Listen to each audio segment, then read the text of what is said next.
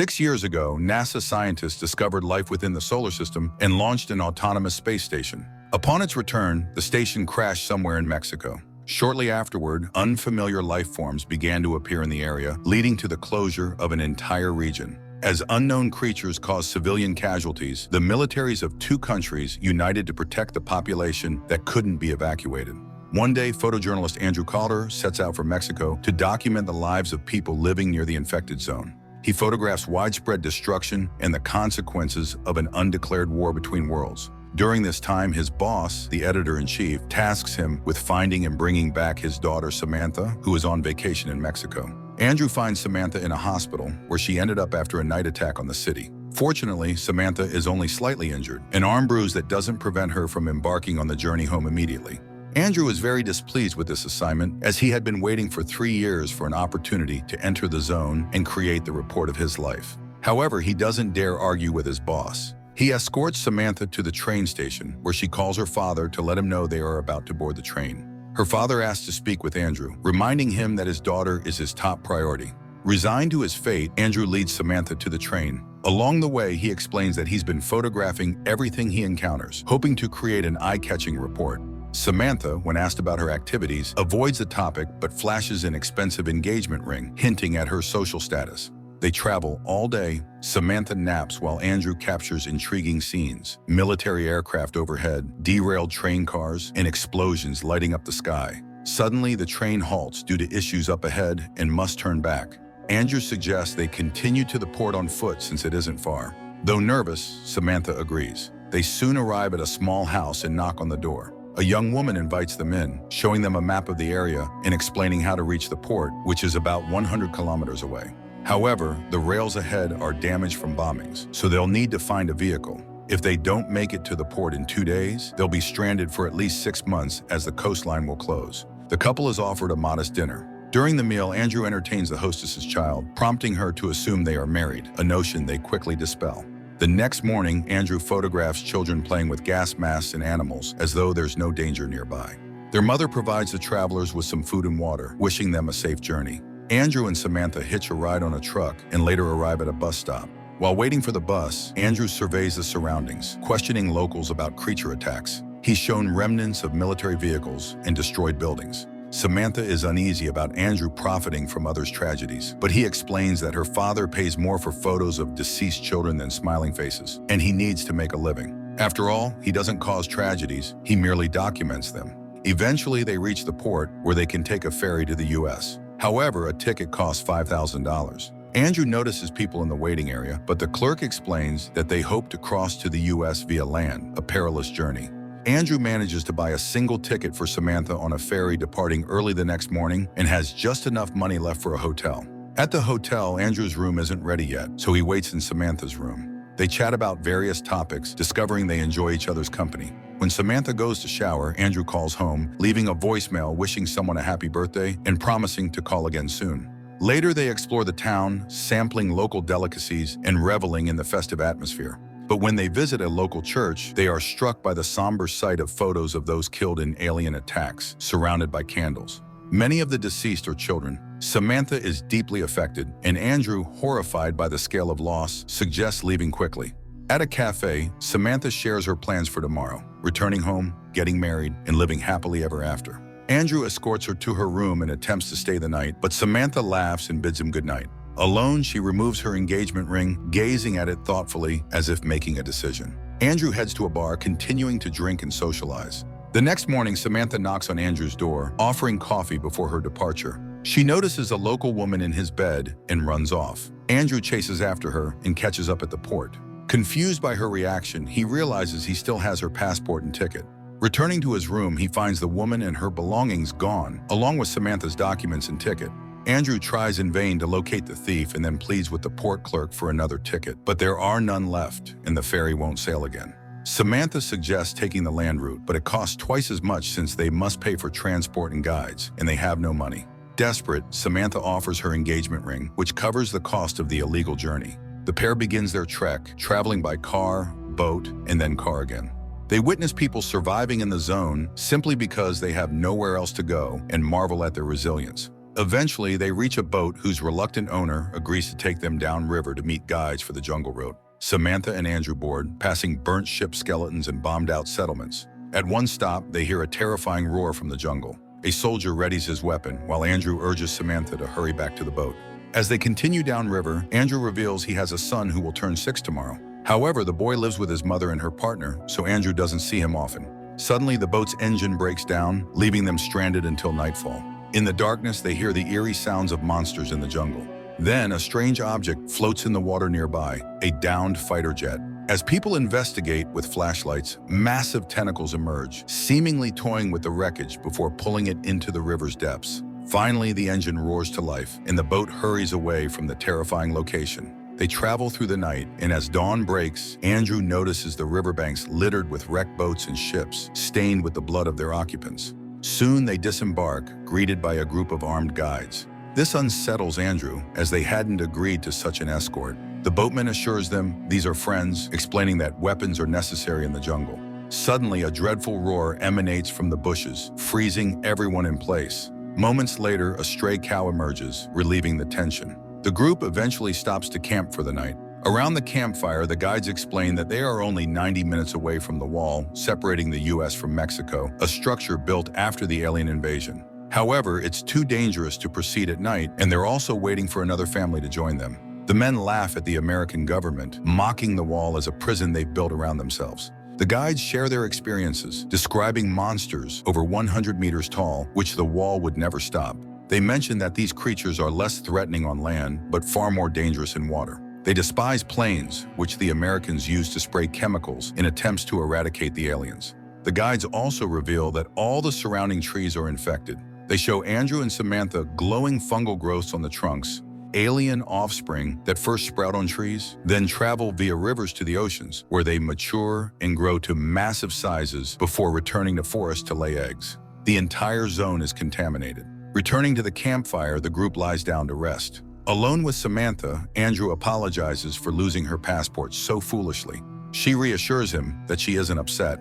Andrew kisses her injured hand and suggests they get some sleep, as the next day will be grueling. As they doze off, one of the guides pulls Andrew's camera from his bag, but doesn't get a chance to examine it. Their radios suddenly crackle, and military planes roar overhead. Everyone awakens, realizing danger is near, and the camp is packed up in haste. The group drives into the night, the roar of monsters echoing from the jungle. The driver stops, urging everyone to remain silent. But out of the darkness, tentacles emerge, grabbing a nearby truck, lifting it high and smashing it to the ground moments later. Andrew shields Samantha, holding her close as the men leap from the vehicle and open fire. Amid the chaos, Andrew decides to stay hidden in the car. Soon, a massive squid-like creature with countless tentacles looms nearby before moving on. At dawn, Andrew ventures out to search for survivors. His calls go unanswered. He finds a truck lodged high in a tree and eventually stumbles upon the mutilated bodies of the guides. Fighting nausea, he retrieves his camera and a respirator from one of the corpses. Samantha, stepping out of the vehicle, follows Andrew and finds him near a truck with the deceased family. Among the dead is a little girl. Andrew instinctively reaches for his camera but stops, placing a few flowers on the girl's body and covering her with his jacket. Taking another respirator from a male victim, Andrew leads Samantha away, heading in the direction the guide had indicated the previous night. The pair travels most of the day. As dusk approaches, Samantha steps aside for a moment and stumbles upon an ancient, overgrown Mayan pyramid in the jungle. Andrew and Samantha climb to the top, where they have a clear view of the massive wall separating Mexico and the U.S. Andrew reflects on the strangeness of viewing America from the outside. Tomorrow they'll be home, leaving behind all the horrors they've witnessed, including the little girl. Samantha recalls a funny childhood memory, and they laugh together, as if releasing all the terror that had weighed them down. Andrew suggests they rest, knowing the final push to reach the U.S. awaits them at dawn. As the sun rises, they approach the checkpoint, only to find it abandoned and the power out. The nearby town lies bombed out, with no signs of life. Searching for someone, they decide to don their respirators as military planes patrol overhead. Exploring a house, they discover the corpse of a dead monster on the roof. They hear sounds and see an elderly woman with a stroller. Calling out to her, they realize she's unhinged. She mimics Samantha's words before wandering away. Continuing on, they spot a seemingly intact gas station with electricity. Stopping there, they call for a military patrol. The operator instructs them to stay put and wait for help. While resting in the station's small shop, they reminisce about childhood games, realizing their plans for the future have shifted. Andrew calls his son, who shares what he wants for his birthday, and Samantha assures her father she's safe and will be home soon. Later, Andrew steps outside while Samantha sits on the shop floor. Suddenly, she notices alien limbs reaching nearby. Tentacles stretched toward a television, and Samantha realizes the working screen is attracting the creature. She quickly switches it off, and the tentacles retreat. Horrified, they watch as massive creatures appear from the darkness, their tentacles entwining as they emit sounds. Mesmerized, Andrew and Samantha witness their mating ritual, awed by the colorful displays on their bodies and limbs. When the creatures part ways, Andrew and Samantha realize they don't want to separate. They share a kiss just as the military patrol arrives to escort them. En route to the city, they are attacked by another creature, which the soldiers eliminate with helicopters. 7 years have passed since aliens first appeared on Earth. Michael Parkas, an ordinary guy from Detroit, didn't want to waste his life in a factory or selling illicit substances. When recruiters arrived, he joined the army, now tasked with combating the monsters proliferating across the planet. Humanity is deploying every available method and weapon to reclaim their home from the invaders. While airstrikes are highly effective, they also kill civilians in infected zones. As a result, insurgent groups have risen, seeing the American military as a greater threat than the aliens themselves. Confronted with unexpected resistance, the army is forced to neutralize these zealous opponents who hinder efforts to send the monsters back to hell. Sergeant Frater was one of those soldiers who excelled at this kind of work. He followed orders without hesitation, eliminating rebel leaders while operating undercover deep within infected zones. On one such mission, after neutralizing a field commander, Frater successfully escapes the scene in a Middle Eastern city and returns to a U.S. Army base, where he prepares for his next assignment. Meanwhile, in Detroit, Parkas drives through the city, reflecting on his friends, none of whom wanted to stay in the dying town. Instead, they all chose to enlist in the army. Parkas stops at the house of his friend Frankie, who has a family. In their childhood, it was in this house that Parkas would hide after running away from yet another foster home. Now they must hurry to the recruitment office to get the best fight of their lives. Before that, they pick up their third friend, Williams, who is at the hospital witnessing the birth of his son. Overjoyed, Williams invites Parkas to hold the newborn. Williams' wife expresses her hopes for a world without cruelty surrounding her child. The fourth member of their group, Carl Inkelar, joined them during training camp. Williams' wife bids the men farewell, urging them to come back alive and well. Carl promises to bring her husband home. Williams, asking his son to grow strong and protect his mother, departs with his friends. Later, Parkas and Frankie reminisce about their childhood and how they always had each other's backs during schoolyard fights. Now they are about to face something far more serious. Watching kids playfully scuffling on a basketball court, they join in, seeing it as perhaps their last carefree moment of boyish fun before entering a world of war. That evening, determined to make the most of their last day in the city, the friends attend an illegal fight between a trained dog and an alien juvenile. The crowd enthusiastically cheers for the dog, but the alien proves stronger and more agile. When the dog is killed, one of the spectators shoots the alien, ending the fight. Later, the group heads to a bar, drinking and celebrating the night in the company of approachable women. The next day, they find themselves in the Middle East, immediately thrown into combat against alien creatures. For the first time, Parkas sees the monsters up close and struggles to suppress his fear, while others mask their terror with jokes. Their helicopter barely escapes the tentacles of one alien, thanks to the pilot's skill, while other airborne units bomb the enemies. After the skirmish, the team arrives at the base, where they are greeted by Sergeant Frater, their new commanding officer. Frater advises the recruits to get used to the constant explosions and keep their emotions in check, as survival on any battlefield, and especially this one, depends on it. Second Sergeant Forrest briefs them on the additional threat posed by local rebels, who resent the civilian casualties caused by U.S. bombings. The soldiers are warned to always stay sharp and maintain their gear, as they are now part of the Tiger Shark squad. The newcomers quickly integrate into the team, showing no leniency, not even to Sergeant Forrest, who admires their spirit, knowing such traits are essential in real combat. On their first patrol, Frater demonstrates what to watch for, explaining that seemingly harmless civilians can be insurgents. He emphasizes the importance of staying calm and treating locals with respect to avoid unnecessary hostility. While always remaining vigilant, even children can be dangerous. Parkas struggles to believe local teenagers are capable of killing, but he tries to follow orders. Unexpectedly, the team receives an assignment to investigate a farmer's house on the outskirts, where signs of rebel activity have been reported. Upon arrival, they observe men unloading containers, which could contain anything from water to explosives. Frater decides to wait until nightfall. Under the cover of darkness, the soldiers approach the house but notice a group of aliens nearby. The homeowner, spotting the soldiers, confronts them angrily. He accuses them of bombing his compatriots' homes, recounting how he lost his family to their attacks. Frater demands the man be removed from the area, but his shouting forces the soldiers to strike him to silence him. During the argument, one of the massive creatures passes dangerously close. The soldiers open fire, killing it, while others destroy additional targets with rockets. After a brief but intense night battle, the team returns to base. Frater reprimands the recruits, furious that no one noticed the civilian man. He warns them that their bodies could have been sent home in flag-draped coffins if not for their luck. After the scolding, Frater and Forrest share a drink to unwind. They discuss their families, and Frater calls home. He misses his wife and daughter deeply after 8 deployments, pleading to hear his daughter's breathing as she sleeps. 3 months into their service, Frater's team is tasked with rescuing 4 soldiers reported missing in a high rebel activity area. Before the mission, Frater shows his soldiers photos of the missing men for identification. Carl takes a group photo, cracking jokes, and the team heads out. After reaching a designated point, they switch to vehicles. On the way, they are stunned to see a pack of young aliens running alongside their transport, offering a clear view of their sheer numbers and physicality. Suddenly, the convoy hits a hidden explosive device, disabling both vehicles and instantly killing Forrest and 2 others.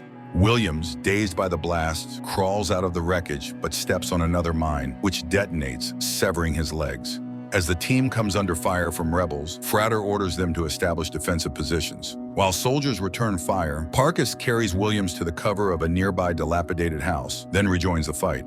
Carl desperately tries to stabilize Williams, but struggles to keep him alive. Sergeant Frater attempts to call for reinforcements, but he is informed that no support is available at the moment. Meanwhile, Williams succumbs to his injuries, leaving his friends in shock. Frater forces the group to leave Williams' body behind as orders come in to proceed to a designated point where an evacuation helicopter will soon arrive. Saying a brief farewell, the 4 remaining soldiers sprint through the desert and eventually find shelter in the ruins of nearby village homes. Exhausted and overwhelmed by the recent events, they collapse, questioning whether the rebels were targeting them or the aliens. Suddenly, a sniper's bullet kills Carl, and Frankie is injured before a group of rebels surrounds them. Realizing they could be executed on the spot, Frater orders Parkus to surrender. The rebels transport the captured soldiers to their hideout, tying them up and forcing them to watch as Frankie bleeds out before their eyes. Parkus screams, unable to bear witnessing his friend's death, while Frater commands Frankie to look him in the eyes and die with dignity.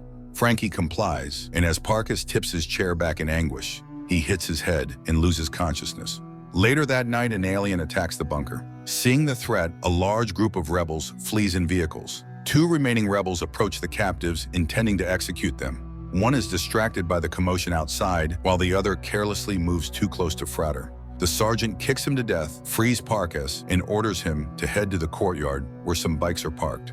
Frater stays behind to check the rest of the building. Parkus says a quiet goodbye to Frankie before heading to the courtyard. On his way, he kills a guard. Outside, he sees the alien tearing apart the roof of the building, but is so mentally drained from the past 24 hours that he doesn't even think to run. Instead, he covers his head and waits for his fate.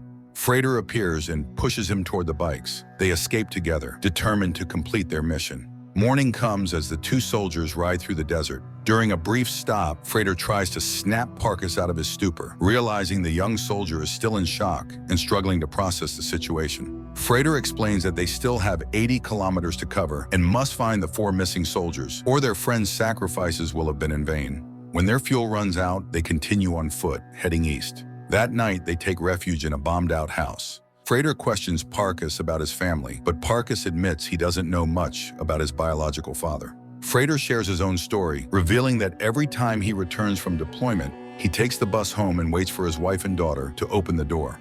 On his last return, he saw fear in his daughter's eyes because she didn't recognize him, despite his belief that he's protecting her. At dawn, they move on and come across a wrecked school bus in the desert. While Frater searches the belongings of dead children for water, Parkus inspects the bus and discovers a boy still alive. He carries the boy outside, but realizes he may not be able to save him. Frater suggests helping the boy their way by ending his suffering. Parkus watches as Frater tries to smother the child, but when the boy grasps Parkus's hand, Parkus pulls the sergeant's hands away. Frater tearfully tries again, but Parkus stops him once more. Picking up the boy, Parkus stands uncertainly, unsure of what to do. Suddenly, a group of riders approaches. One of them, a woman, takes the boy from Parkus. The soldiers raise their hands, expecting to be killed, but the riders spare them, instead leading them to a river. There, the men wash off the blood and grime of the desert, regaining a semblance of composure. The soldiers are taken to a local village, where they observe the simple life of the residents and share in a communal meal. The villagers treat them kindly, offering freshly prepared food. As night falls, the soldiers are amazed to see aliens peacefully roaming near the settlement.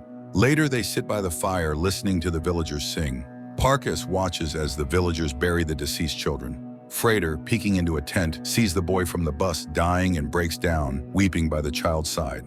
For the first time, he questions his purpose on Earth and laments abandoning his faith in God. Meanwhile, Parkas follows a funeral procession and catches up with the boy's mother. She fearlessly approaches a hill where the corpse of a dead alien lies. Another living alien appears, seemingly trying to awaken its fallen companion. When it realizes the effort is futile, it releases a swarm of glowing spores from the deceased. The spores drift to the ground, burrow into the soil, and immediately begin to sprout new alien life. Parkas and the woman sit silently in the darkness, watching the hauntingly beautiful spectacle unfold. In the morning, Parkas wakes up to the woman gently stroking his head, as if silently thanking him for his actions. Later, he returns to the village, where Frater greets him with a punch to the face, accusing him of forgetting their mission. Dragging Parkas to the tent where the boy's body lies, Frater sternly reminds him that sentimentality has no place in their duty.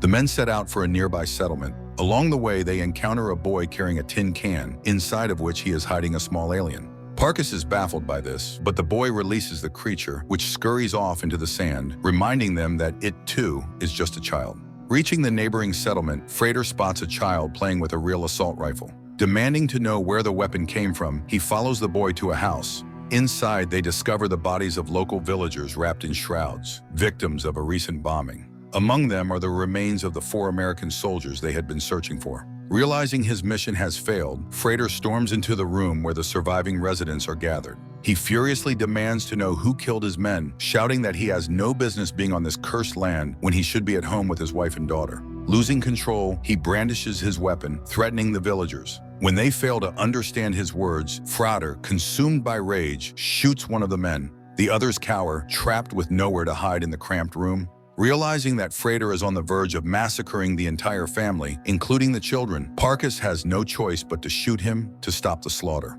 The terrified villagers flee, leaving Parkas alone with the wounded sergeant. Frater stumbles out into the street, heading toward the evacuation zone, with Parkas trailing behind. Overhead, a flock of birds takes flight. Frater gazes at them, then tears off his military uniform before collapsing lifelessly to the ground. Emotionally drained, Parkas looks on as an enormous alien monster emerges from the earth with a deafening roar. At the same time, the evacuation helicopter appears in the sky, rescuing Parkas and taking him back to base. The film is good, but it deceives the audience, as its primary focus is not on monsters, but rather on an unflinching portrayal of the brutality and futility of war. It vividly depicts the grim lives of soldiers, stranded in the middle of nowhere and fighting an enemy they barely understand. The very people they are ostensibly protecting often turn on them, killing their comrades. Even Sergeant Frater, seemingly the perfect combat machine, eventually succumbs to the psychological toll. By the end, the line between human and monster blurs, leaving the audience questioning, who are the real monsters here?